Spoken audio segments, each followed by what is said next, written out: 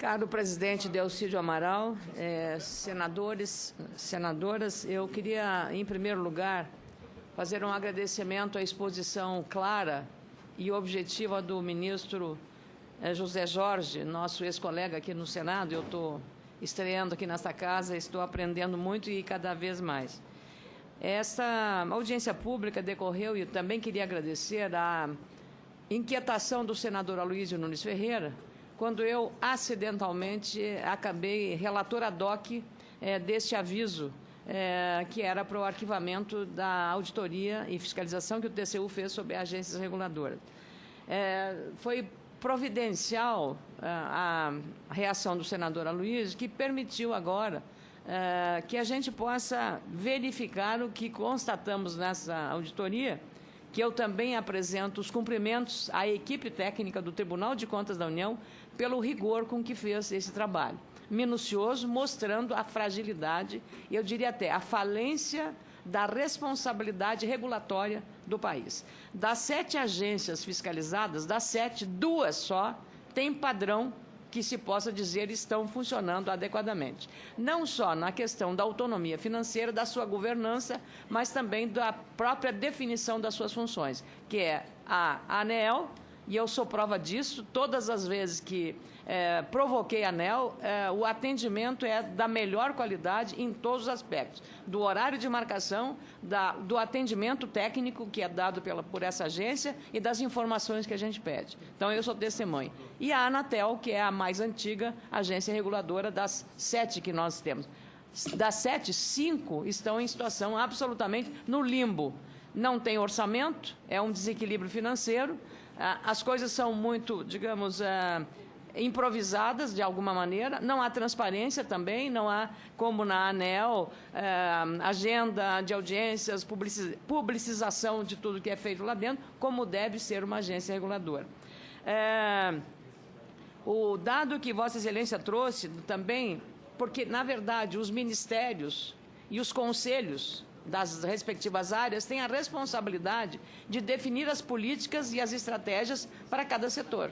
E a agência reguladora é que ela faz a contratação e aquela outorga da concessão do serviço. Então, nós não temos esse funcionamento equilibrado, então a agência acaba, eu imagino, assumindo essa responsabilidade. De novo, funciona o Conselho Nacional de Política Energética, Vossa Excelência foi ministro de Minas e Energia, o senador Delcídio é um especialista nessa área, e o exemplo dado do Conselho Nacional de Integração de Política de Transporte, a gente agora consegue perceber que nós estamos num caos na área de logística de transporte, porque há 8 anos esse conselho, que deveria regulamentar as políticas e os planejamentos, ele não fez nenhuma reunião em 8 anos.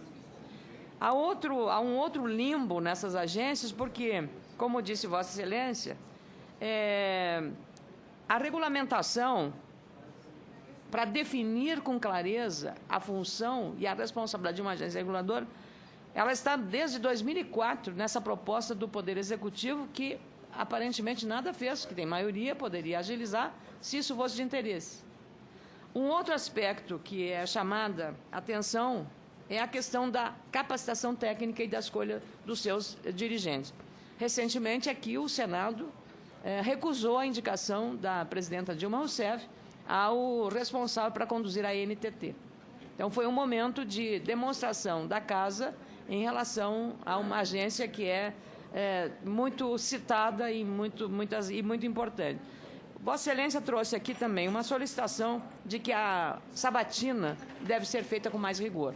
Concordo, não só no caso das agências, mas também nas outras, como, por exemplo, dos ministros do Supremo Tribunal Federal. Então, eu vou lhe fazer uma pergunta.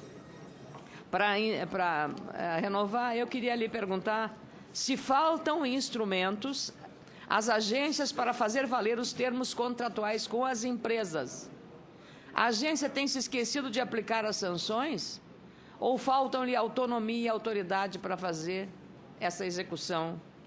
A ANTT tem uma vinculação com as empresas, não é conduzida com a imparcialidade necessária entre concessionários e usuários, que deve necessariamente reger essa atuação. A ampla divulgação às ações da NTT recomendada pelo TCU pode estimular uma fiscalização mais rigorosa nas obrigações contratuais das concessionárias? Como estimular a participação dos usuários nas audiências públicas e, assim, obter informações diretas sobre os problemas que enfrentam e de sua insatisfação, como no caso do transporte aéreo, por exemplo. A ANAC, durante muito tempo, esteve na ordem do dia, e quando houve o caos aéreo, e também a telefonia, no caso da regulação da telefonia móvel ou telefonia de um modo geral. Então, como estimular a participação dos usuários com essas informações dos problemas que eles enfrentam e como aumentar o compromisso da agência com os interesses revelados pelos usuários?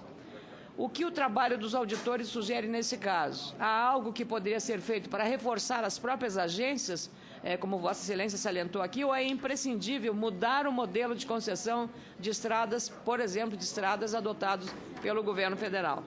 E, por fim, eu queria uma avaliação do senhor, que tem uma visão política também, se hoje as nomeações para o comando, a liderança das agências estão sendo feitas mais com critério técnico ou mais com critério político, e deixando de ser, como disse Vossa Excelência aqui, um órgão de Estado e ser órgãos de governo. Porque quando é uma escolha política, passa a ser uma escolha para exercer um cargo de governo e não um órgão de Estado republicano na acepção da palavra. São essas as minhas questões, senhor presidente.